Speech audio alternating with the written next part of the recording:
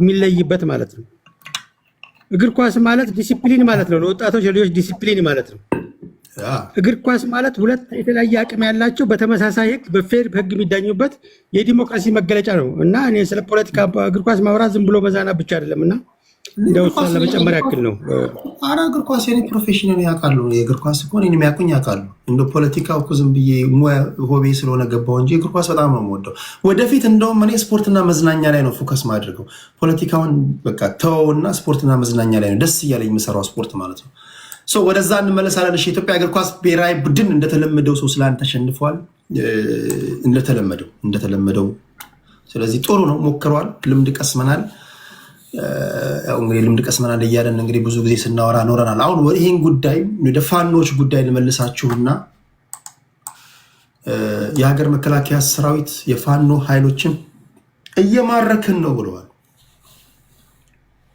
በሰሜን ጎጃም ዞን ገብሬ በተባለ ከተማ ሰራዊቱ በወሰደው እርምጃ 26 የጠላት ኃይል በመደምሰስ እግር በእግር እየተከታተልን እያደናቸው ነው ይላል።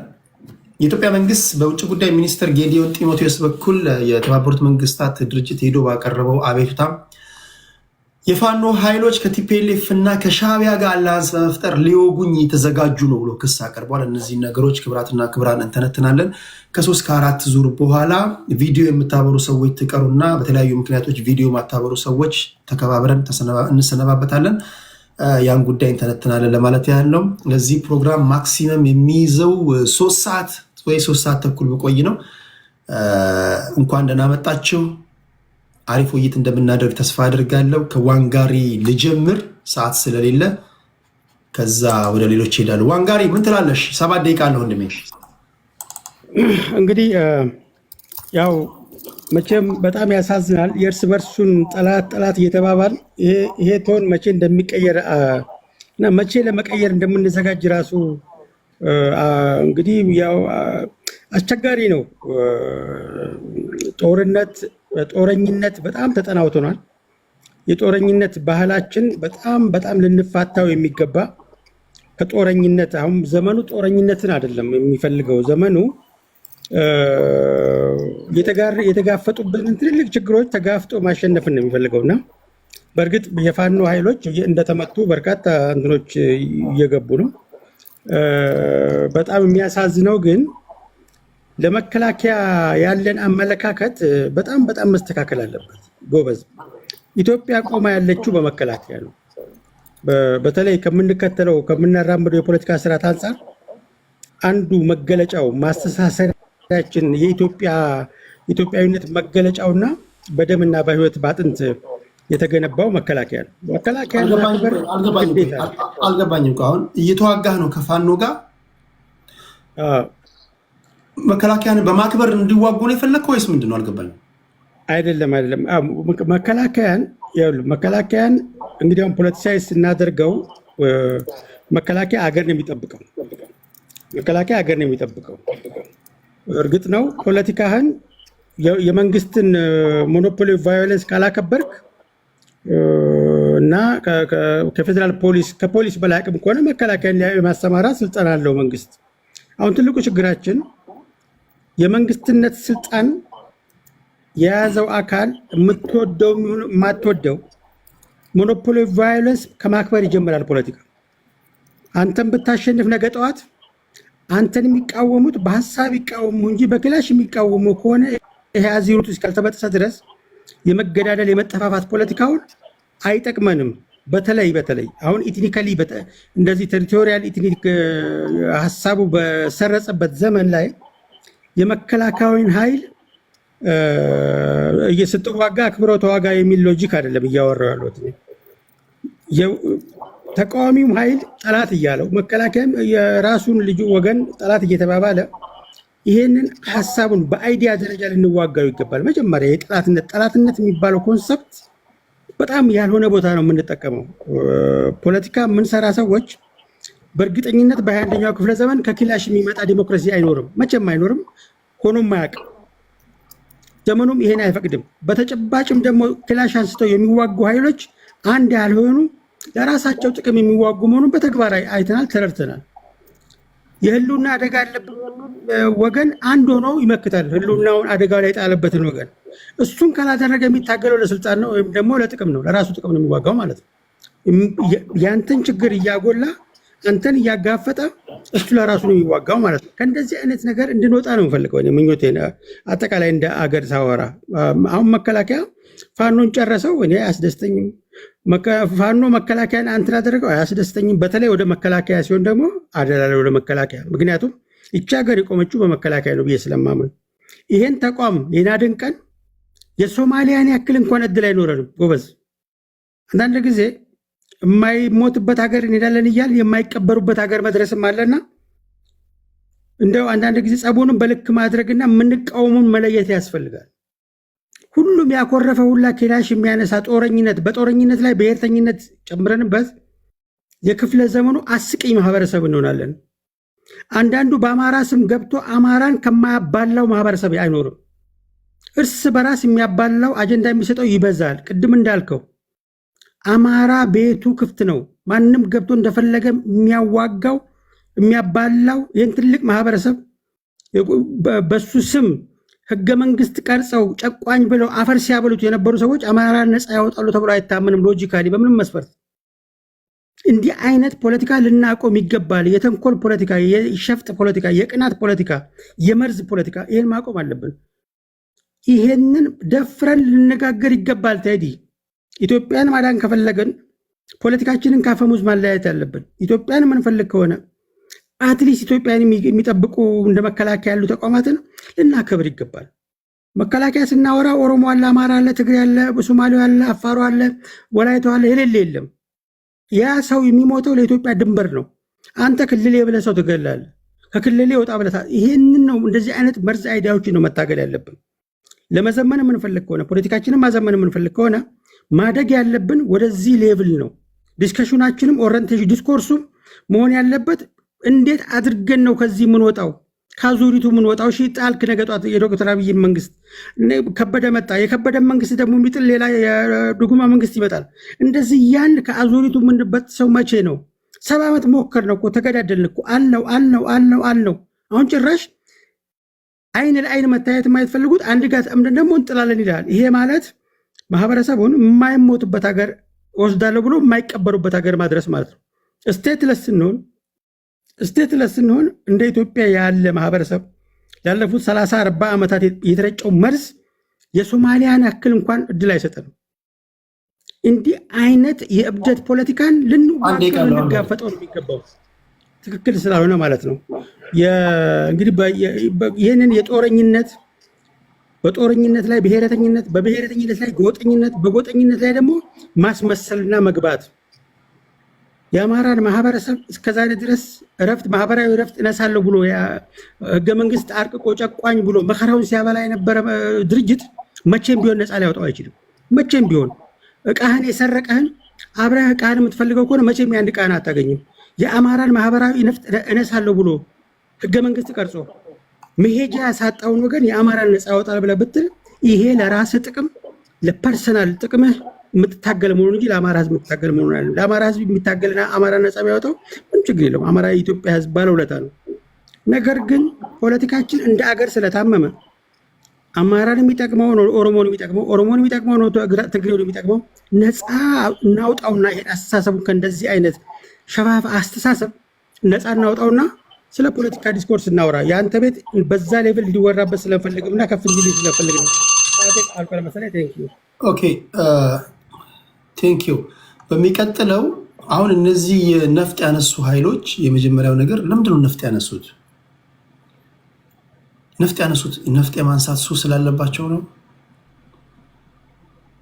ኮዝ አላቸው? በፕሮክሲ ዋር ተደፍቀው ነው? ኦኬ። ነፍጥ እንዳያነሱ ደግሞ ከዚህ በኋላ ያሉ የፖለቲካ ፓርቲዎች የመንግስት ኃላፊነት ምንድን ነው? በሰላማዊ መንገድ ብዙ ጊዜ እንደምንለው በሰላማዊ መንገድ ለመታገል ቢሮ የከፈቱ የፖለቲካ ፓርቲዎች ምህዳሩ ምቹ አይደለም፣ ጠበበብን። ልክ እንደ ገዢው ፓርቲ እኛም በነፃነት ሀሳባችንን ለመሸጥ መድረክ እያጣን ነው። በአሁን ሰዓት ሁሉን አሳትፎ ኢትዮጵያ ምድር ላይ ሀሳብ እየተሰማ ያለው ቴዲ ሐዋሳ ጋር ብቻ ነው። መረረን አሉ። ከመረራቸው ደግሞ ጫካ ይገባሉ።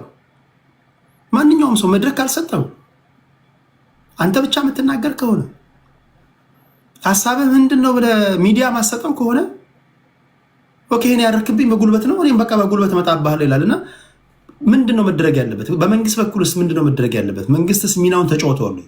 ኢቲቪ ላይ ገብተው የፖለቲካ ፓርቲዎች ሀሳባቸውን መስጠት ይችላሉ? ፋና ላይ ቀርበው መናገር ይችላሉ? አብኖች መናገር ይችላሉ? ሌሎች መናገር ይችላሉ? እነ ዘመነ ካሴ ነፍጣቸውን ጥለው ኦኬ በፖለቲካ ፓርቲ ተደራጅተው ቢመጡ ድምፃቸው እኩል ይሰማል ከገዢው ፓርቲ እኩል? አይዋከቡ? ቢሮቻቸው አይታሸግም? ይሄን ደግሞ የማድረግ ኃላፊነት የማን ነው? በጀቱንም ጀቱንም የያዘው የመንግስት ኃላፊነት ማለት ነው።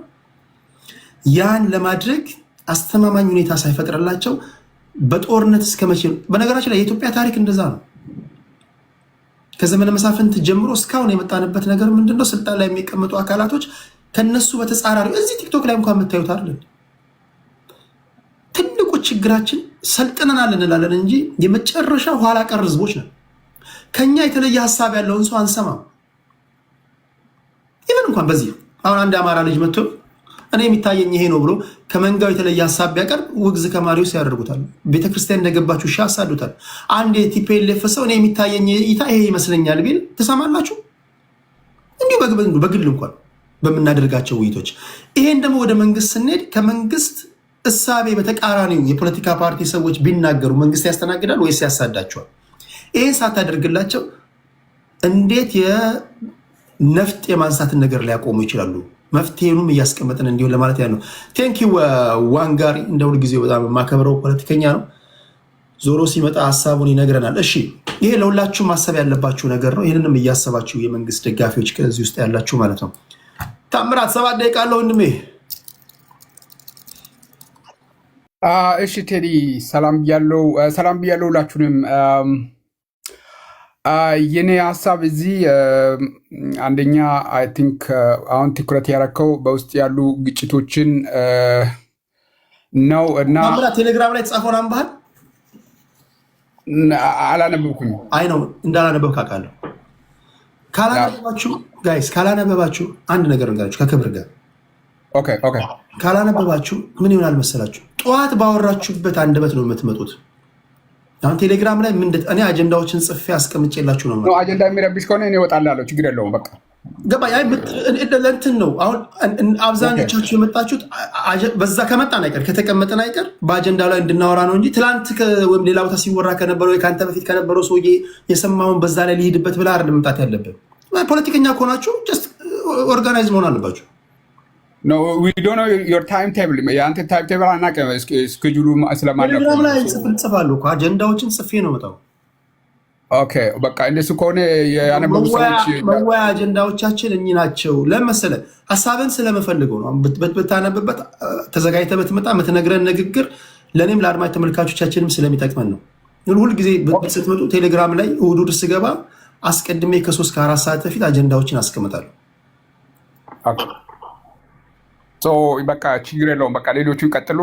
እሺ ሌሎቹ ይቀጥሉ። ሚኒሊክ ፋኖ ቴሌግራም ላይ ጻፈውን አይተሃል?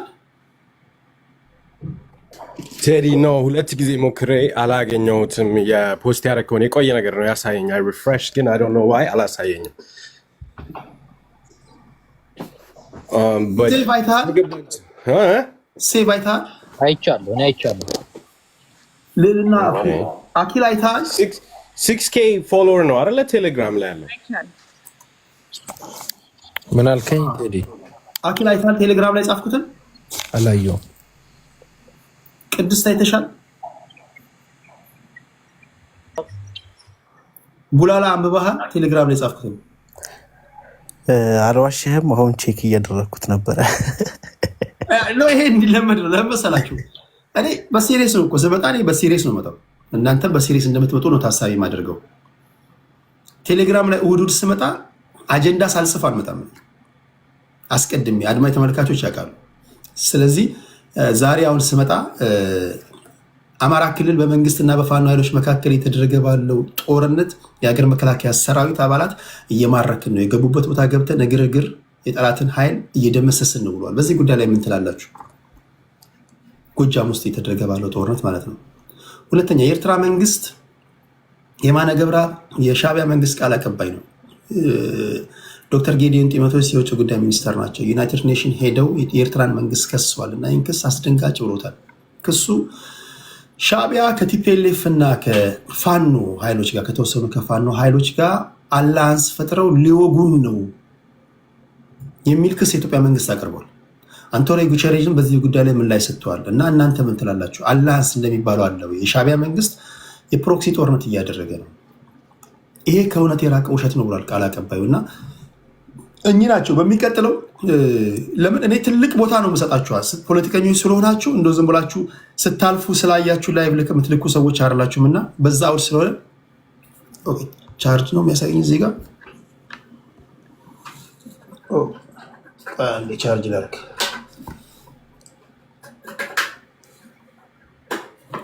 እሺ፣ ስለዚህ እነዚህ ናቸው። ነገ ከነገ ወዲያ የምትመጡ ሰዎች መጀመሪያ እሁድ እኔ ጋር ሪኩዌስት ከመላካችሁ በፊት ቴሌግራም ላይ ሄዳችሁ ቴዲ ምን ጽፏል ብላችሁ አይታችሁ ተዘጋጅታችሁ እንድትመጡ ይሁን። ይሄን የማደርገው ምንድነው? አንደኛ እንድትዘጋጁ ነው። ሁለተኛ ኦርጋናይዝድ እንድትሆኑ ነው። ኦኬ፣ በዚህ አውድ ነው። ሁላችሁም አሁን አይታችሁታል ብዬ ተስፋ አደርጋለሁ። ከዋን ጋር ቀጥለው እንዳገባባችሁ እንዲመቸኝ ወደ ስዩሜ ልሂድ። ስዩም አይተዋል አይደለ? እሺ፣ ወደ ስዩሜ ልሂድ። 7 ደቂቃ አለህ ወንድሜ።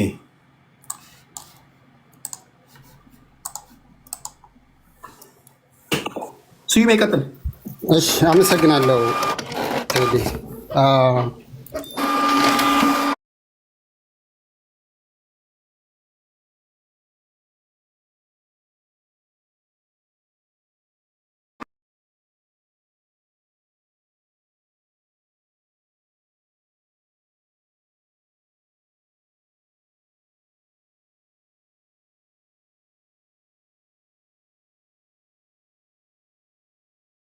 በሚገርም ሁኔታ ሜንሽን ሁሉ አላረኩም።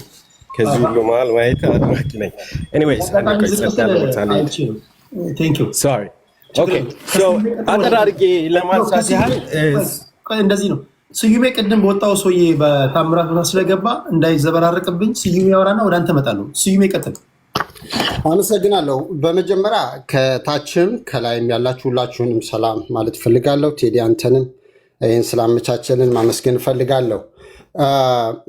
ቀጥተኛ በአንተ አጀንዳ መሰረት ለመሄድ አማራ ክልል የተጀመረው ጦርነት የዛሬ ኦልሬዲ 3 ዓመት ሊያስቆጥር የደረሰበት ሁኔታ አለ። አንድ የአማራ ተወላጆችም መላው ኢትዮጵያ ሕዝብ መረዳት ያለበት ነገር ቢኖር አንድ አካባቢ የሚደረግ ጦርነትም ሆነ የፖለቲካ ልዩነት መላው ሀገሪቷን የሚያናጋ ሁሉም ኢትዮጵያዊ የሚመለከት ጉዳይ ነው። በዚህም የመጣ በፌዴራል መንግስቱና በአማራ ክልል በታጠቁ ኃይሎች የሚደረገው ጦርነት በአንድም በሌላ መልኩ የእያንዳንዳችን የሚመለከት ጉዳይ ነው። አማራ ክልል ጦርነት የተገባበት ምክንያት አማራ ጦርነት ስላማረው፣ ጥይት መወልወል ስላማረው አይደለም።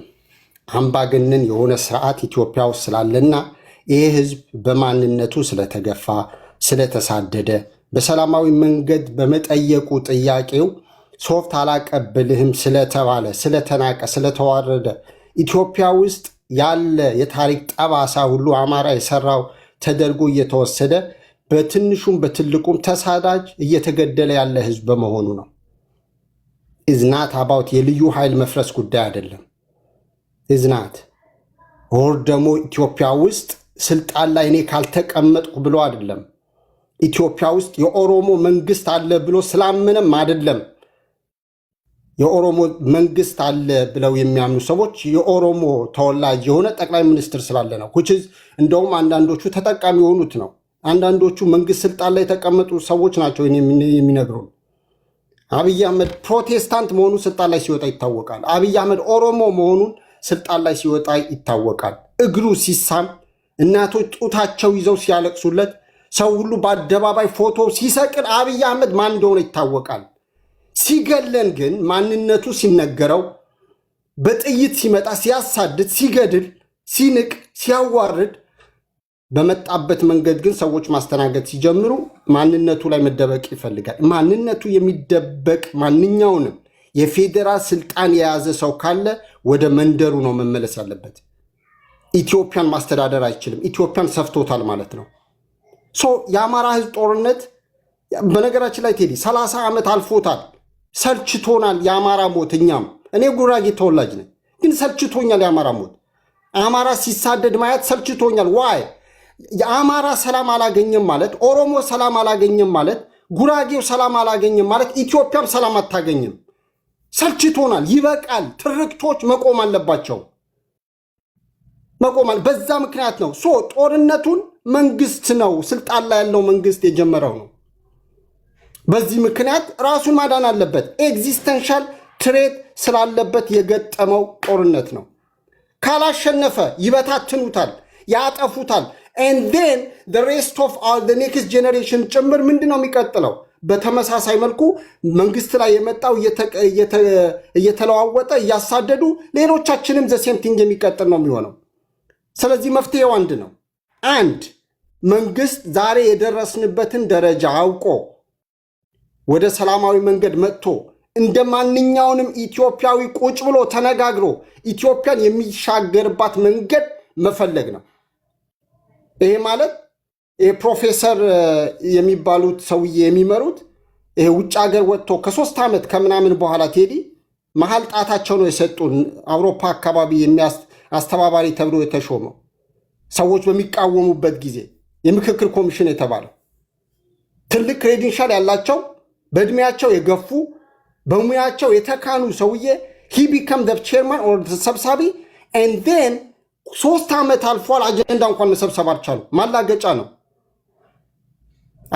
ስለዚህ ኢትዮጵያ ውስጥ ያለው ጦርነት መቆም የሚችለው በአብይ አህመድ ስር ሆኖ በማንም ስር ሆኖ ሊቀጥል የሚችለው መጀመሪያ አብይ አህመድ ወደዛ መምጣት ሲችል ነው። ያ እስካልመጣ ድረስ እኔ ጫካ ያለ ሰው ለማንም ግባ እንዲበል እንዲብታረግ ማለታችን ዋይ በሰላማዊ መንገድ ቴዲ የሚታገሉ ኃይሎች እየተሳደዱ ነው።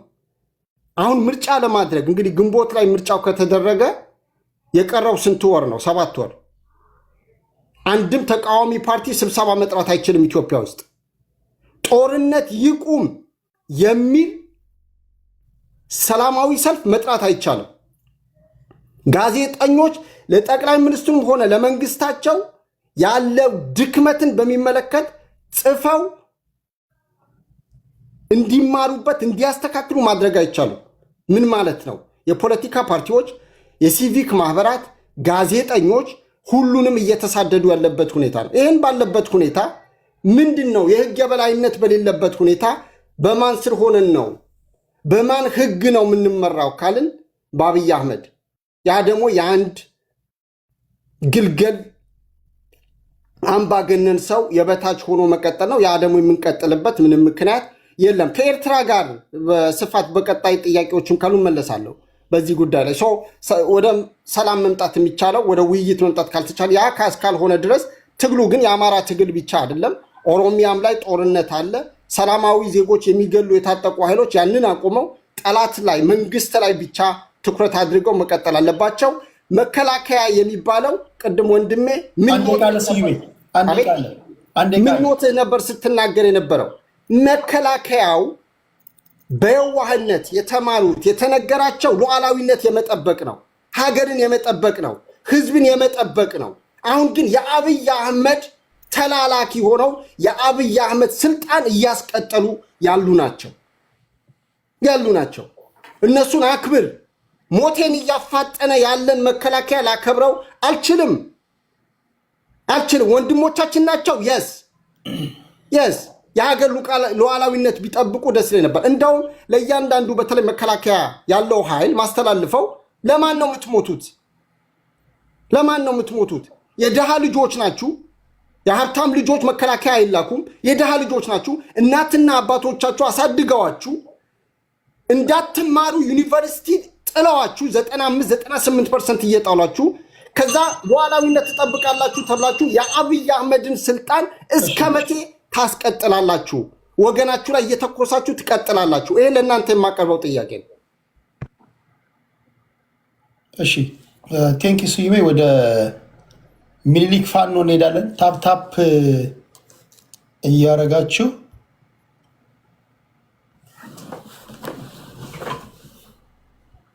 ሚኒሊክ ፋኖ ያንተ ነው። Thank you, Terry. Okay, so focus ማድረገው ያው እንግዲህ የትግል ሜዳው ላይ ነው። ትግል ሜዳው ላይ ሪያሊቲ አለ። የመንግስት ኃይል የሚጠቀመው ያለውን ሁሉ አርሴናል ነው። አየር ኃይሉንም የምድር ጦሩንም እየተጠቀመ ነው። ሰው አልባ ሰው ያላቸው ሄሊኮፕተር፣ ጀት ሁሉንም ያለውን ባህር ኃይልም እንደውም ባህር ዳር ጣና ሐይቅ ላይ ጀልባዎች ሁሉ ተጠቅሟል። ባህር ኃይል ባይኖረንም በውሃም ላይ ጦርነት ተደርጓል። ይሄ ሁሉ ጦርነት የሚደረገው በህገ መንግስትና በተቋማት የተደገፈ ጸረ አማራ ኢትዮጵያ ተፈጥራ አማራን ጨቁኖ ለማስቀረት ነው። አማራን ለማጥፋት የሚደረገውን ህይወት ለውጥ ብለው የመጡት ሰዎች እውነተኛ ለውጥ አምጥተው ኢትዮጵያ ውስጥ አማራን የማታገል፣ አማራን የማትገፋ፣ አማራን የማታፈናቅል ኢትዮጵያ ለአማራ የምትመች ኢትዮጵያ ከመፍጠር ለእኛ ብቻ የምትመች ኢትዮጵያ መፍጠር ይሻለናል ብለው ለውጡን የባለ ጊዜ ለውጥ ስላደረጉት ነው ይህ ሁሉ ጦርነት የሚደረገው። ጦርነቱን የሚወስነው ግን ያለው የመሳሪያ አይነት አይደለም። አሜሪካ ቪየትናም ሄዳ ምን እንደሆነች አይተናል። አሜሪካ የተለያየ ሀገር ሄዳ ምን እንደሆነች አይተናል። እና የጦር የመሳሪያ የበላይነት ሳይሆን የሞራል የበላይነት ጦርነቶችን እንደሚያሸንፍ እናውቃለን። የመሳሪያውን የበላይነት የያዘው የመንግስት ጦር ኢትዮጵያ ውስጥ የሚዋጋው በሞተ ሞራል። ለምን? የአማራ ህዝብ የኢትዮጵያ የህልውና አደጋ ሊሆንም አይችልም፣ ሆኖም አያውቅም። የአማራ ህዝብ ጥያቄና የአማራ ህዝብ ትግል የራሱን ህልውና ለማስቀጠል እንጂ የኢትዮጵያን ህልውና አፍርሶ ተገንጥሎ የራሱን ሀገር ለመስራት አይደለም። መከላከያ ሰራዊት ውስጥ ያሉት ወታደሮች እያንዳንዳቸው በልባቸው የሚያውቁት ሀቅ ምንድነው? የሚዋጉት ሚዲያ ላይ ብልጽግና እንደሚያወራው ጽንፈኛው ከሻቢያ ጋር ከኤርትራ ጋር ምናምን ከህወሓት ጋር እንደሚባለው ይሄ የፕሮፓጋንዳ ጦርነት ሳይሆን የሚዋጋው በስነ ስርዓት ሄዶ ቦታው ላይ መከላከያው እንዳየው ማንም የማያግዘው በራሱ ኃይል በራሱ አነሳሽነት በራሱ አደራጅነት ተደራጅቶ በጅምላ መጨፍጨፍ፣ መፈናቀል፣ መገደል፣ መጨቆን፣ ሀብት ንብረታችንን መጠቀም ሰለቸን ካለ ማህበረሰብ ጋር እንደሆነ እያየው ነው። ይህንን ማህበረሰብ on behalf of የፕሮስፐሪቲ ፓርቲ እና አብይ አህመድ እጨቁናለሁ ትገዛለህ ብሎ ትምህርት ቤት ውስጥ ካምፕ ሰርቶ ዩኒቨርሲቲ ውስጥ የጦር ካምፕ አቋቁሞ መድፎች፣ መስጊድ ውስጥ መድፍ፣ ቤተክርስቲያን አካባቢ ከባድ መሳሪያዎችን ላሊበላ ሳይቀረው እየጠመደ የተቀመጠ የመከላከያ ሰራዊት ነው። ከፋኖ ጋር ሲዋጋ የሚዋጋው እንዲጠፋ የተፈረደበት ማህበረሰብ ውስጥ የተወለደ ወጣት እህት፣ ወንድም፣ ዘመድ አዝማዱ ከየክልሉ ከየኢትዮጵያ ውስጥ ካለ ቦታ ሁሉ ሲፈናቀል፣ ሲገለል፣ ሀብት ንብረቱ ሲቀማ ያየ ፋኖ ነው ጦር ሜዳው ላይ ያለው። የመከላከያ ሰራዊቱ ከካምፕ ሁሉ መውጣት አይፈልግም። የአብይ አህመድ አማራ ክልል ያሉ ጥቂት ሆዳሞችን ተጠቅሞ ልዩ ኃይልና ሚሊሻውን ከመከላከያው በላይ እየከፈለ አማራን እርስ በርሱ ለማጋደል የሚያደርገው ጦርነት ነው። መከላከያው በየሁሉም ቦታ ላይ ከኋላው ሆነው ትዕዛዝ የሚሰጡት ሰዎች የሚያመጡበትን ቅጣት እየፈራ ነው እንጂ መዋጋት የሚፈልግ መከላከያ ሰራዊት አማራ ክልል ውስጥ ያለ ቢካዝ የተቀጠረበት ተቋም የኢትዮጵያን አንድነት ሉዓላዊነት የሚያስከብር እንጂ አንድን ህዝብ ትገዛለህ ብሎ እንዲደፈጥጥ የተቀጠረበት ተቋም ስላልሆነ that being said ፋኖ 100% የሚዋጋለትን ምክንያት ያለምንም ጥርጣሬ የሚያምንበት ምክንያት ነው። አዎ ፋኖ በአሁን ሰዓት በዚች ደቂቃ አንድ ድርጅት የለውም። ግን እመኑም አትመኑም የሚዋጋለት አንድ ምክንያት ብቻ ነው ያለው። የሚሞትለት አንድ ምክንያት ብቻ ነው ያለው። የፈለገውን መስዋዕትነት ቢመጣ ሊከፍል የተዘጋጀበት ምክንያት የት ድርጅት ይሁን የት አካባቢ ይሁን የት ይሁን ልዩነት የለው። አንድ ዓላማ ይዞ የሚዋጋ ነው። ከዛ አልፎ ተርፎ ደግሞ መከላከያ እሱ ዓላማ ምንድን ነው? የዓላማ ይኸውልህ ቴዲ ሲምፕል። ብዙ ጊዜ አንተ ጋር ስመጣ አሏል ኢትዮጵያ ውስጥ ያለው ችግር ሁለት መሰረቶች ላይ ነው የቆመው። አንደኛው ኮንስቲቱሽናል ነው ማለት ህጋዊ ነው። ሁለተኛው ደግሞ ይሄ ኮንስቲቱሽን ኢንስቲቱሽናላይዝ ተደርጓል ማለት ኢንስቲቱሽኖች ውስጥ በፍርድ ውስጥ በፈለግከው በንግድ ውስጥ በፈለግከው ሀገር የሚቆምባቸው ተቋማቶች ውስጥ ስትገባ ተቋማት ውስጥ ስትገባ ጸረ አማራነት አለባቸው። የትም ቦታ ብትሄድ ፎርጌት የጋራ የምንላቸው ከተማዎች ውስጥ ኦኬ አማራ ክልል ውስጥ ራሱ የአማራ ሀብታሞች እንዳይሰሩ የሚሰሩ የፌዴራል ተቋማት አሉ። ፋኖ የሚታገለው ተቋማንም ህጉንም ጸረ አማራ የሆነም አስተሳሰብ ከኢትዮጵያ ለማስወገድ ነው።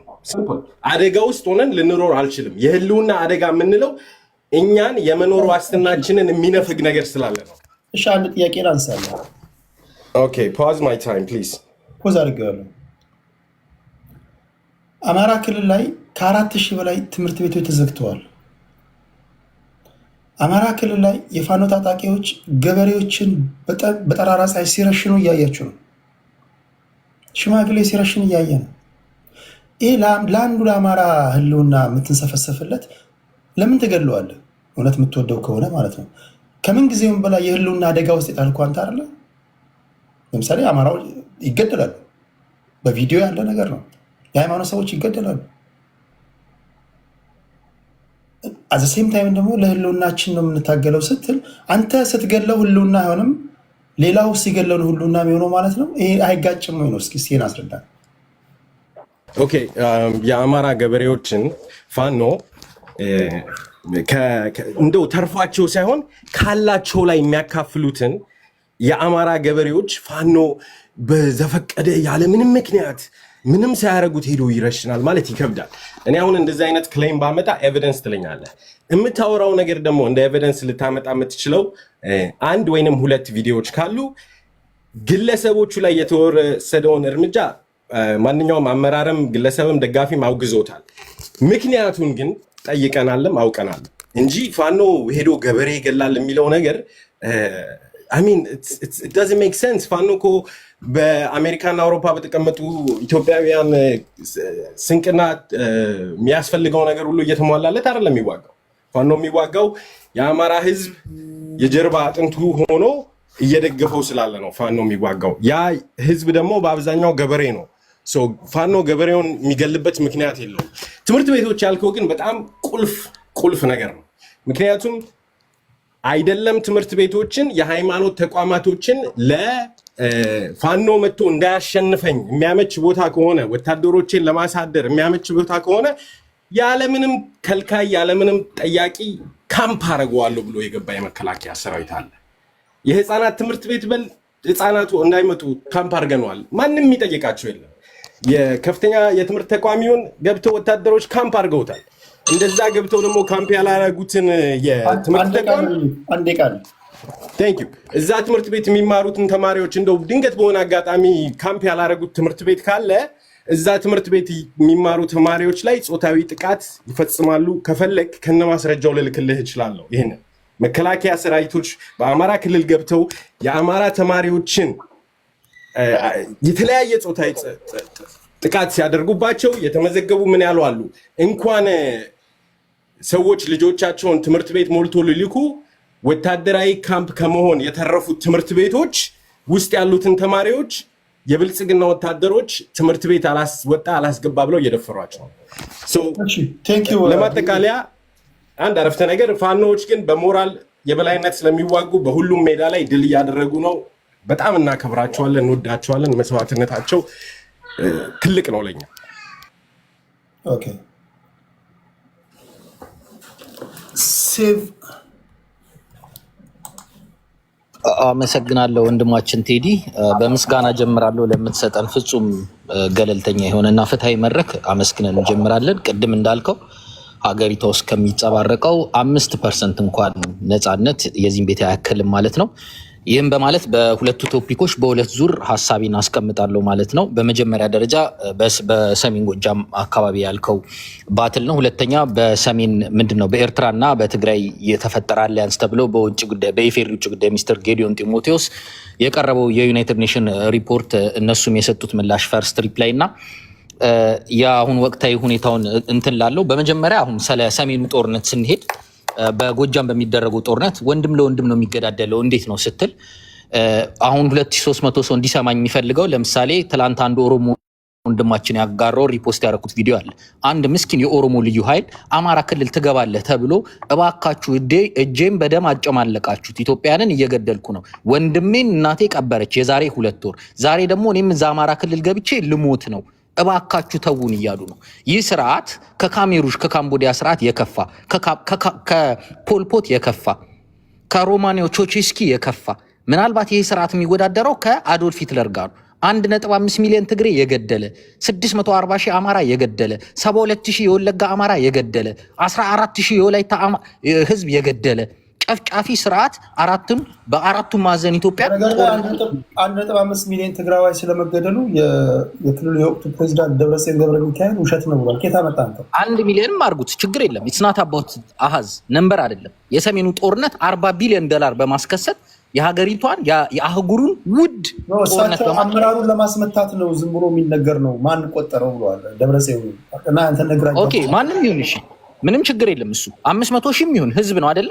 ከ6 ሚሊዮን ህዝብ 500 ሺህ ህዝብ በጣም ትልቅ ፖርሽን ቁጥሩ የተባለው ሪፖርት ነው ብዙም ቁጥሩ ብዙም ማያጣላ ነው። በመቀጠል መከላከያው ላይ የህዝብ ተወካዮች ምክር ቤት የኢፌዴሪ ጠቅላይ ሚኒስትር ቀረበና ይህ መከላከያ ሰራዊት ታማኝነቱ ለቀዩ መዝገብ ነው፣ ለቀዩ መጽሐፍ ነው፣ ለህገ መንግስቱ አይደለም። ቀዩ መጽሐፍ ማለት አብዮታዊ ዲሞክራሲ ነው። ስለዚህ የፓርቲ ጠባቂ ነው፣ የህዋት ጠባቂ ነው።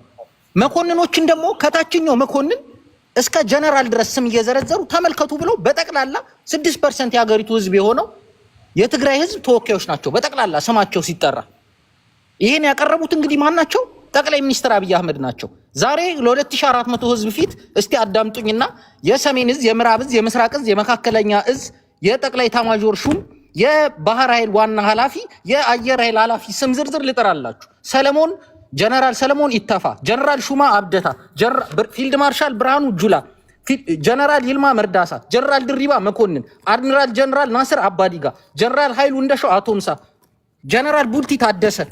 ይሄ የምጠራላችሁ ከፍተኛ የሰሜን እዝ፣ ምስራቅ እዝ፣ ደቡብ እዝ፣ ማዕከል እዝ ተብሎና የባህር ኃይል የጠቅላይ ኤታማዦር ሹምና የመከላከያው በአሁኑ ደግሞ የመጡትን ስኬል ካያችሁ እነ ልደቱና እነ ጀዋር ሪፖርት ሲወጡ እድገት ከተሰጠው የጀነራል ማዕረግነት ከኮሎኔል ማዕረግነት ወደ ብርጋዴር ጀነራል ማዕረግነት ካደጉት ውስጥ 71% የአንድ ብሔር ተወላጅ ነው።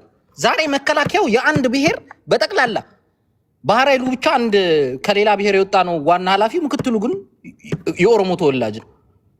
ምክትል ኤታማዦር ሹም አበባው ታደሰ የአገው ብሔር ተወላጅ ነው። ከዛ ውጭ በጠቅላላ በእዞቹ በጠቅላላ 82% በሚባል ደረጃ የአንድ ብሔር ተወካይ ነው መከላከያው። ትላንት ጠቅላይ ሚኒስትሩ ምንም ሳያፍሩ የስም ዝርዝር ይዘው የአንድ ብሔር ተወላጅ ጀነራሎቹ መዘርዘር ከቻሉ ነገ እንዲሚያረግ መንግስት አይመጣም ብለው ነው የሚያስቡት ታማኞቻቸው እንዲሆኑ። ይሄ ስርዓት ኦሮሞን ይወክላል እያልኩ አይደለም። መከላከያው ግን ኢትዮጵያ መምሰል ነው ያለበት። በጠቅላላ ከፍተኛ መኮንኖች ትላንት የአንድ ብሔር ወኪል እንደነበሩ ዛሬም በሌላ ብሔር ነው የተተካው። ስማቸውን በዝርዝር እንደምጠራላችሁ በጠቅላላ አዲስ ከተቋቋመው ባህር ኃይል ጭምር ማለት እና አድሚራል ናስር አባዲጋ እስከሚመሩት ድረስ እነ ጀነራል ቡልቲ ታደሰ ምናምን በጠቅላላ የመጡት ከአንድ ብሔር ነው።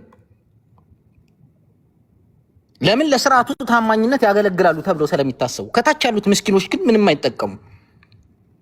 ዛሬ እነ ዶክተር ጸጋዬ ከኦሮሞም ደግሞ እስከ ጎሳ ድረስ ወርደው የጎሳ ብሔርተኛ ናቸው እያሉ ነው። ይሄ ስርዓት ፋኖን በጽንፈኝነት የሚከስ ከሆነ በአራቱ ማዕዘን እንዴት ከኦነግ ጋርም እየተዋጋ ከህወሓት ጋርም እየተዋጋ ጉራጌ ክልል ጠያቂ ጋርም እየተዋጋ ወላይታ ክልል ጠያቂ ጋርም እየተዋጋ ከሁሉም የህዝብ ወኪል ነን ከሚሉና ከፓርቲዎች ጋር የምትዋጋ ከሆነ አንድ ትምህርት ቤት ውስጥ ከሁሉም ተማሪ ጋር የሚደባደብ ተማሪ እሱ ነው ወንጀለኛው፣ ጥፋተኛው። ቴዲ ሐዋሳ በትምህርት ቤት በሚማርበት ሰዓት 8ኛ ክፍል ከሙሉ ከ20 ተማሪው ጋር 12 ተማሪ ጋር ከተደባደብክ ቴዲ ዱርዬ ነህ ወይ የአመል ችግር አለብህ ማለት ነው። 12ቱንም አይ የአመል ችግር አለባቸው ቴዲ ጨዋ ነው ሊባል አይችልም። ከኦሮሞ ከሰፊ ኦሮሞ ህዝብ ጋር ከአማራ ጋር ከትግሬ ጋር ከወላይታ ጋር ከጉራጌ ጋር ከጌዲዮ ጋር የምትጣላ ከሆነ አንተ ነህ ዱርዬው። የጸብ መፍቻ ክህሎት የለም፣ ሀገር ማስተዳደር አትችልም ማለት ነው። ለሁሉም ምክንያት ልሰጥ አትችልም፣ ሁሉንም ጽንፈኛ ልትል አትችልም። የኤርትራና የትግሬን ጉዳይ በኋላ መለስበታለሁ። አሁን ተፈጠረ ስለሚባለው አሊያንስ ሚሊታሪ በጀት ምን ያክል አደገ ምናምን የሚለውን በሁለተኛ ዙር ሄድበታል። አሁን ግን አማራ ክልል የሚካሄደው የህልውና ትግል በሰላም ተጠይቆ ጠቅላይ ሚኒስትሩ ያልቅሱ እንኳን ትጥቅ ቀበቶ እናስፈታለን ብለው ያልቅሱና ምንም አያመጡም ብለው የጀመርነው ጦርነት ነው። አማራጭ አተን የሰላም በርኮ ሙሉ ለሙሉ ተጠርቅሞ ነው። ፕሮሲጀር አለው። የስነ ስርዓት ህግ እንኳን የማይከበርበት አካሄድ ነው ያለው አይደል? የፓርላማ አባል ህዝብ መርጦ ያስቀመጠውን የፓርላማ አባል ያለመከሰስ መብት ሳያነሳ ነው የሚያስረው። በክርስቲያን ታደለ መወከል ያልቻለ አማራ ፋኖን ይደግፋል፣ ዘመነ ካሴን ይደግፋል፣ እስክንድር ነጋ ምናምን ይደግፋል። በጃልበቴ መወከል በጀዋር መሐመድ መወከል ያልቻለ ኦሮሞ ኦነግን ይደግፋል። በልደቷ እያሉ መወከል ያልቻለ አማራ ግዴታ ትጥቅ ትግል ነው የምንደግፈው ማለት ነው። በፓርላማ ድምጽ የማይሰማ ከሆነ አግሬሲቭሊ የኦህዴድ ብሔርተኛ እኔን ሁለተኛ ዜጋ ሊያደርገኝ አዲስ አበባ ፊንፊኔ ናት የኦሮሞ ባለቤት ናት ሲል እኔ ባለቤት አይደለም ተከራይ ነኝ ማለት ነው። ባለቤት ካለው ማለት ነው። ባለቤት ደግሞ ውጣ ሲል ተለቃለህ ከቤቱ ተከራይ ነህ ማለት ነው። ይሄን እየተቃወምን ባለንበት ሰዓት ህዝብ ድምጽ የሚሆነን የአማራን ህዝብ መፈናቀል መገደል ድምጽ የሚሆን የእድገት ጥያቄ ሶሻል ፖለቲካል ኢኮኖሚካል ጥያቄ የሚጠይቁ የፓርላማ አባሎች የሚታሰሩ ከሆነ የፖለቲካ ፓርቲ አመራሮች እሺ አመሰብ እነ ዶክተር ወንደሰን የሚታሰሩ ከሆነ በጠቅላላ የአብን ከኢዜማም ከየትኛውም ፓርቲ ተለቃቅመው የህዝብ ጥያቄ በስትክክል ለወዳደር አንሆንም ብለው የሚያቀርቡት የሚታሰሩ ከሆነ በጠራራ ፀሐይ የሚገደሉ ከሆነ ጋዜጠኞች የሚሰደዱ የሚታፈኑ ከሆነ ግዴታ ማሸነፍ የምንችለው በትጥቅ ትግል ኦንሊ ሪዞሉሽን። በኢትዮጵያ በ3000 ዓመት ታሪክ እንደዚህ እንደ ቅጠል ህዝብ የረገፈበት ታሪክ የለም። የሰገሌው ጦርነት አስከፊ ጦርነት እንደዚህ ህዝብ አላረገፈ። ከአራቱም ማዕዘን መንግስት ጥፋተኛ ነው የምትለው ከአራቱም ማዕዘን ከአንድ ቡድን ብቻ ጋር አይደለም እየተዋጋ ያለው ከአራቱም ማዕዘን ማለት ነው። ስለዚህ የፖለቲካ ፓርቲዎች ጋዜጠኞች ሁሉም ተጠርቅመው በተዘጉና ልክ ኢህአዲግ እስከሚወድቅ ድረስ 99.4% እያሸነፍኩ ነው ብሎ እንደሚነግረን እንደነበረው ሙሉ ለሙሉ የሰላም በር ዘግቶ ትጥቅ አታንሳ ሙተህ ለቅ አይለንም። በፌስታል ስንቀበር ራሱ ዶክመንተሪ እያሳየን መተከል ላይ በፌስታል ስንቀበር ወለጋ ላይ ጉራ ፈርዳ ሆሮ ምንድነው ሆሮ ጉዱሩ ቄለም እየታረድን ዶክመንተሪ እየሰራ እያሳየን ከዛ ትጥቅ አንስተህ ህልውናን አታስከብር ሊለን አይችልም። ተገደን የገባንበት ትግል ነው ይሄ ትግል። አመሰግናለሁ። ሁለተኛ ዙር ቀጥላለሁ። ቴንክ ዩ ሴቫችን እቺስ የልጅ እሳት ነው የሚተፋው። ታፕ እያረጋችሁ ታፕ እያረጋችሁ የብሔሬ ጉዳይ የሚጨንቃችሁ ካላችሁ የማንኪያ ነገድ ነኝ። የማንኪያ ብሔር ነን። ታፕ አድርግ። ኢትዮጵያ ምድር ላይ ሰፊ የሆነ መገፋት መገለል የደረሰብን በቁጥር አናሳ የተባለን ከፖለቲካ የተገፋን ከማህበራዊ ጉዳይ የተገፋን በቁጥር 1500 ነን። ልብ ግን አለን። ልብ አለን። ስለዚህ ታፕ እያረጋችሁ የማንኪያ ብሔር ተወላጆች በሙሉ ልዕልና ወደ አንቺ ልምጣ። ቴሪሻ የማንኪያ ብሔር የታደላችሁ ይመስለኛል። አዲስ ፖይንት ላይ አንዳንዴ ሳስበው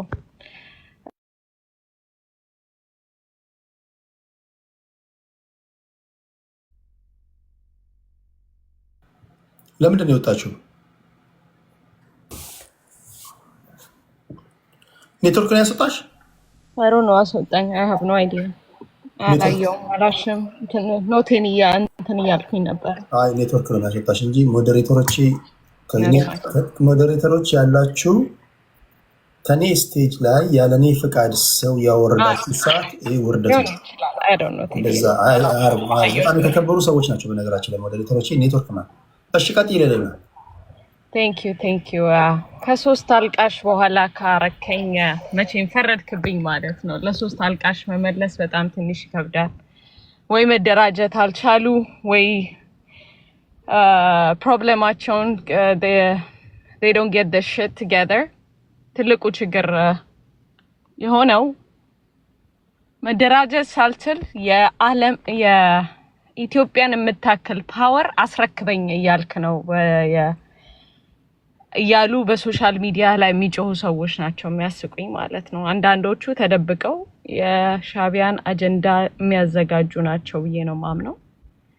አንዳንዶቹ ደግሞ ፕሮፓጋንዳ መስራት የማይችሉ እንደው ለፕሮፓጋንዳ ሴክስ ይባል እንኳን እባካችሁ ቁጥር አይጠራም ፕሮፓጋንዳ ላይ ምክንያቱም ፈጥራችሁ ስታወሩት ከየት አመጣኸው የሚባል ነገር ጥያቄ ትጠየቅና ትፋጠጥና ግራ ገብተህ ወደ ሌላ ቶፒክ ጃምፕ ታደርጋለህ።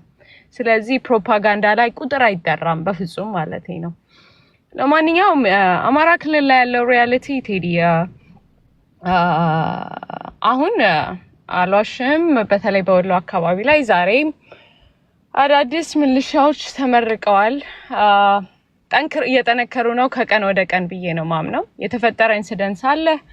ባለፈው በተፈጠረው ነገር ከውስጥ እርዳታ አግኝተዋል የሚል አመለካከት ነው ያለኝ። ያ ምክንያቱም እንደዛ አይነት ሲቹዌሽን ሃፕን አያረግም ነበር ብዬ ነበር ባለፈው አንተ ቤትም ነግሬ ነበረ እና በመንግስት በኩል እንደውም በሆነ ሰው አካውንታቢሊቲ መምጣት አለበት የሚል ነገር ነበረ እንትን ያልኩት። አብኖች ወጣው ይሄ ነገር መደረግ አለበት ሲሉ ስቴትመንት ያወጡትን አይቻለሁ እና ትልቅ ነገር ነው ብዬ ነው ማምነው ይሄንን ነገር ለማስተካከል ማለት ነው። በዚህ በፋኖነን በሚሉ ሰዎች አዲስ ፖይንት ላይ የተወሰኑት አሏሽም ሁሉም ልል አልችልም። መልስ ያልሰጡትን ልፈርጃቸው አልችልም። ግን ከቲፒኤልኤፍ ቀሚስ ስርና ከሻቢያ ቀሚስ ስር ተደብቀው አማራን እናድናለን ኢትዮጵያን እናድላለን ብለው እየታገሉ ያሉ አሉ። አስመሳይነት ነው ብዬ ነው ማምነው እንጂ የስልጣን ጥምነትና የተቀጠሩ ባንዳዎች ለኢጅፕት አላማ ለማሳካት እየጣሩ ያሉ ሰዎች ናቸው ብዬ ናቸው። እነዚህ ሰዎች ደግሞ የመመለስም የመነጋገርም አላማ አላቸው ብዬ አላምንም። አላማ ቢኖራቸው በአንድ ላይ ሆኑ ነበረ። አላማ ስለሌላቸው የአማራን ክልል አንስቴብል ሲቹዌሽን ውስጥ በመክተት መንግስት ላይ ፕሬሸር ማድረግ ነው ኢንትረስታቸው እንጂ የህዝብ ኢንትረስት ያላቸው ሰዎች በፍጹም ይሄን ያህል ዝርክርክነት ሚስጥር የሚባል የላቸው nothing capable መደራጀት ምን እንደሆነ አያውቁም። all they want is የአማራ ክልልን ፓወር። አንዳንዶቹ የአማራ ክልልን ፓወር ይላሉ፣ አንዳንዶቹ የፌደራልን በጠቅላላ ፓወርም የሚሉ አሉ። እነሱ ሰዎች ደግሞ በፍጹም ስልጣን የሚባል ነገር እንኳን ስልጣን በስልጣን በር ማለፍ አለባቸው ብዬ አላምንም። አልዋሽም። ያለው ሪያሊቲ ያ ነው። አሁን ያለው ሲቹዌሽን በምክትል ጠቅላይ ሚኒስትሩም በኩል ትክክለኛ ሜሴጅ ተልኮል ብዬ ነው እማምነው። ለመጀመሪያ ጊዜ ምክትል ጠቅላይ ሚኒስትሩ እንደዚህ አይነት ቶን በሚመስል ግልጽ የሆነ መልእክት ሲያስተላልፍ አይቼው አላቅም። እንደውም ወንድሞቻችን ጫካ ያሉት ወንድሞቻችን ምናምን በሚል ቶን ነበረ። አሁን ግን የተናገረው ነገር ክሊርሊ ከኑጋ ተወቃሰሊጥ አብረት ወቀጣለህ የሚል ዳይሬክት ሜሴጅ ነው እንትን ያለው። ስለዚህ መስመራችሁን ወቁ፣ ወስኑ፣ ለመነጋገር ዊሊንግ እንትን ካላችሁ ወደ ጭንቅላታችሁን አስቡበት የሚል ዳይሬክት ሜሴጅ ነው የተናገረው። ያንን ሜሴጅ ደግሞ ክሊርሊ በጣም ሰፖርት ማረጋው ነገር ነው። ምክንያቱም የሚመለስ ጋር እሹሩሩ ምናምን የሚባል ነገር የለም። እዚህ ላይ አንዳንዶቹ ሲደነፉ ምናምን ነገር ያስቀኛል በጣም። መንግስት በእኛ በኩል ባላል ነው ምናምን no it doesn't work like that። ስልጣን doesn't work like that። ወይ ትደራጃለህ፣ እኩል ቻሌንጅ መንግስትን ማድረግ የሚችል ሲቹዌሽን ትፈጥራለህ፣ አለበለዚያም ደግሞ you get back in the line ማለት ነው። አገርህን እንደ አገር አንተም ለጥያቄ ልጠይቅሽ ልልና ለምሳሌ አሁን ይሄ ጦርነት ከተጀመረ 3ኛ ዓመቱን ይዟል አይደል? በአጭር ይቋጫል ተብሎ የተጀመረ ጦርነት ነው። ከትላንት ወዲያ ራሱ የዓለም አቀፍ ማህበረሰብ የቀይ መስቀል ሰዎች ሄደው በፋኖ ታጣቂዎች የተማረኩ ሰዎች እንደዚህ ጉብኝት እንዳደረጉ አንብብ ያለው በዜና ምን ቀለበው የለንም ኑ ተረከቡ ብለው ጥሪ ባደረጉት መሰረት ሄደው ማለት ነው። አሁን እነዚህ ነገሮች ስታይ ከኑጋ የተገኘ ሰሊጥ ትወቀጣለህ ስትይ አሁን ማን ነው እየወቀጠ ያለው? ፋኖችም እየወቀጡ እንደሆነ እያሳዩ ነው። በመንግስት በኩል እየማረክን ነው እያሉ ቁጥር እየጠሩ ነው። የዓለም አቀፍ ማህበረሰብ ቀይ መስቀል ሰዎች ሄደው ምርኮኞችን አይተናል ብለው መግለጫ ሰጥተዋል። ስለዚህ ጥሪው ምንድን ነው? የፍርሃት ጥሪ ነው ምንድነው አሁን እዩ መሬት ላይ የታየ ያለው እኮ በቃ ተገዳዳሪ ኃይል ሆነዋልና ይሄን ነገር እንዴት ነው የምታየው? ቴዲ እኔ በመጀመሪያ ደረጃ አሁን ትግስቱ በዛ ምን ልመናው በዛ ምናምን ስትይ ትግስቱ የሚባለው ነገሮች እኮ አልቋል። ጀስት የሀገር መከላከያ ሰራዊትን እየማረኩ ነው በቡድን በብዛት ማለት ነው። አላየንም እኮ አይተሃል ቴዲ? በቪዲዮ ታየው ምንድነው? በቪዲዮ ያየናቸው ምንድነው? ያየሁት የለም። እነሱ የሚቀርጿቸው በዛን ሰዓት ላይ ረሽኗቸው የሄዱም አለ። ኦኬ እሺ ረሽናቸው ሄዱ እንበል። እሺ በቪዲዮ ያየናቸው ምንድን ናቸው? ሰማለው ቴዲ ትሰሚያለሽ? በቪዲዮ ሲመሯቸው ያየናቸው ምንድን ናቸው? ያ ከዛው ላይ ሆነው ገና እንደማረኳቸው ረሽኗቸው የሄዱ መከላከያዎች አሉ። ምን ያህል ወታደር ማርከናል ምናምን የሚለው ነገር እኮ ማርከዋቸው ቀረጹና ቀርጸው ወዲያውኑ ከሚሊሻዎች ሲመጡ እዛው ረሽኗቸው ነው የሄዱት ነው። ረሽኗቸው እኔ እንደውም አቅልዬ የማረኳቸው ነበር ያልኩሽ። እነሱ ጭራሽ ረሽኗቸው። እሺ እንደውም ኦኬ አሁን ቆይ እሺ የሀገር መከላከያ ሰራዊት የሚያህል ነገር ከመማረክም አልፎ መረሸን ደረጃ ላይ ከደረሱ አሁን እናንተ እንደምትሉት ነገር ቀላል አይደለም ማለት ነው። ትዕግስታችን በዛ ተሟጠጠ። 3ኛ ዓመታችን ላይ እኮ ነው ያለነው። ጭራሽ የተማረካችሁ ነው እንዳልሽው የተረሸነ ነው የሀገር መከላከያ ሰራዊት። ምንድነው አሁን ትዕግስታችን ተሟጠጠ ማለት ነው ማለት ነው? ይሄ እኮ ትላንት የተጀመረ ጦርነት አይደለም። 3ኛ ዓመታችን ላይ ነው ያለነው እና ይሄን ነገር እንዴት ታያለሽ? በምክትል ላይከሰድ ቴዲ በምክትል ጠቅላይ ሚኒስትሩ በኩል እስከዛሬ ድረስ በአግሬሲቭሊ ሲናገር ያየሁት ነገር የለም። ለመጀመሪያ ጊዜ ነው የተናገረው። ክሊርሊ በተለይ የሻዕቢያ ኃይሎች ኢንቮልቭ እንዳደረጉበት ማድረግ ማለት ከባንዳም ማለፈ። ይሄ በቃ ከዚህ በላይ ባንዳነት በእኛ ጀነሬሽን አይተነውም ሰምተነው ላይ የማናውቀው ነገር በዚህ ጀነሬሽን ሀፕን አረገ የሚል ነው።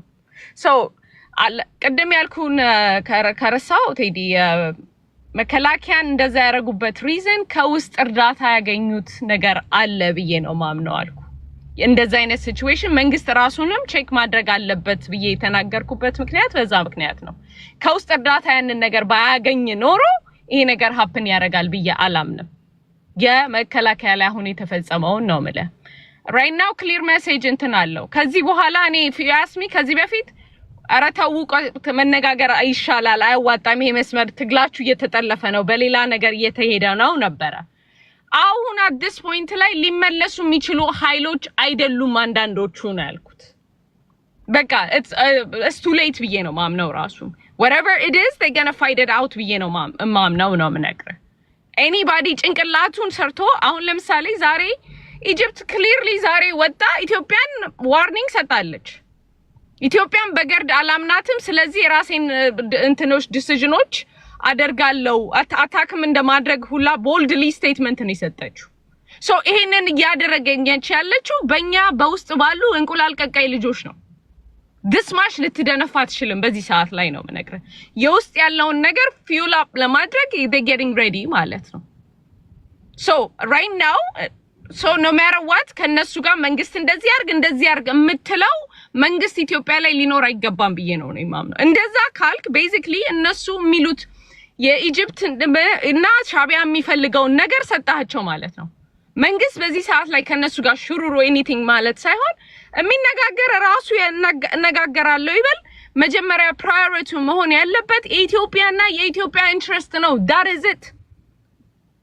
የፈለገ ብትለኝ ለአያቆሙም። በዚህ ባንዳ ባለፈው ጀነሬሽን ነበር፣ ባንዳ በዚህ ጀነሬሽን አለ፣ ባንዳ በሚቀጥለው ጀነሬሽን አለ። በኢትዮጵያ ናሽናል ኢንትረስት የሚደራደር መንግስት በዚህ ሰዓት ላይ እኔ ማየት አልፈልግም። ምክንያቱም በየአቅጣጫው የምታይናቸው ሳይኖች እንደዛ ናቸው ማለት ነው። ሌላው እንትን የተናገርከው ነገር አለ ቴዲ ፋምናት ተሳስቼ እንዳይሆን ብዬ ነው። አንቶኒዮ ባንዴራስ መልስ ሰጠ ብለሃል ወይስ ሌላ ነገር ነው ያልከው? ልክ እንትን ሳረግ ነበረ ነው ለተባበሩት መንግስታት ድርጅት ዶክተር ጌዲዮን ጢሞቴዎስ የኤርትራን ጉዳይ ክስ አቅርበዋል። ለተባበሩት መንግስታት ድርጅት መልስ ሰጥቷል። አንቶኒዮ ጉተሬዝም መልስ ማለት ሰጥቷል። አልሰጠም ቴዲ I don't know ከየት እንዳገኘው አላውቅም። if you can share it ግን officially ግን እኔ I guarantee you እሱን check every day ነው ማድረገው። እስካሁን ሰዓት ድረስ አንቶኒዮ የሰጠው እንትን የለም። በተወሰኑ በኢትዮጵያ ዩቲዩብ እና በሶሻል ሚዲያ ላይ ተሰጥቷል ብሎ እያወሩት ያለ አለ። በኦፊሻሊ በሱ እንትንና የተሰጠ ነገር የለም። ፈርስት ፖስት ላይ ነው ያየሁት። ኦኬ ከሱ ከራሱ ነው ነገር እንደዚህ አይነት ነገር ዳይሬክትሊ ከነሱ ነው መጀመሪያ የሚወጣው በዩኤን በኩል ነው ማለት በዩኤን በኩል ምክንያቱም የተለያዩ ኢንፎርሜሽኖች እንደዚህ አይነት ኢምፕላንት ለማድረግ የሚጠቀሙባቸው ሲስተም አለ። ምላሽ ሰጠ ሲሉት ከዚህ ቀደም ከኤርትራና ከኢትዮጵያ ጋር ከነበረው ቴንሽን ጋር እያይዘው ከዚህ ቀደም የሰጠው ሊሆን ይችላል እንጂ ስፔሲፊካሊ ከዚህ ጋርም ላይሆን ይችላል። ግን የኤርትራ መንግስት በዚህ ነገር ላይ አሁን በተፈጠረው ነገር ላይ ግን የሰጠው ነገር የለም እስካሁን ሰዓት ድረስ ነው የምልህ። ሰዓት ሲያለቀ እመለሳለሁ። ቴንክ ዩ ቴዲ።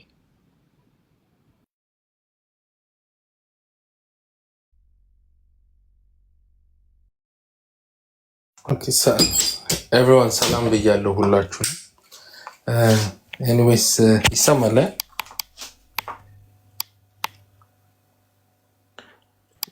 ይሰማኛል። ኦኬ ሰላም ብያለሁ። ኤኒዌይስ ያው የብልጽግና ሰዎች አንቶኒዮ ባንዴራስ እና አንቶኒዮ ጉቴሬዝን ከማይለዩ ሰዎች ጋር ነው እንግዲህ እየተወያየን ያለ ነው። በዚሁ አጋጣሚ አንቶኒዮ ባንዴራስ ፊልም አክተር ነው። አንቶኒዮ ጉቴሬዝ ደግሞ የዩኤን ሰው ነው እና ያው እንግዲህ ትሪ ጠፍቶ በጋራ አብረን እየበላን ያለ ነው። የፖለቲካውንም ሌቭል በጣም አወርዶታል።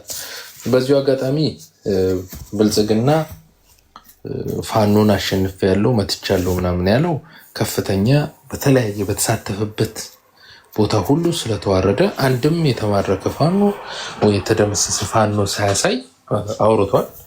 ፋኖ ግን አንድ ቦታ ሳይሆን 2-3 ቦታ ላይ አንድም ሁለትም ሳይሆን በመቶዎች የሚቆጠር መከላከያ ሰራዊትን ማርኮ አሳይቷል። በቅርቡ 16 ከፍተኛ መቁሰል ያለባቸው ለሕክምና በጣም አንገብጋቢ ኬዝ ላይ ያሉትን ለቀይ መስቀል አሳልፎ ሰጥቷል። ባይዘው በዚህ አጋጣሚ ለቀይ መስቀል የሰጣቸው ወታደሮች ፋኖ በትምህርት ቤት ውስጥ ደስ ብሎት ሪላክስ አድርጎ የተማረኩትን እዛው አስቀምጧቸዋል።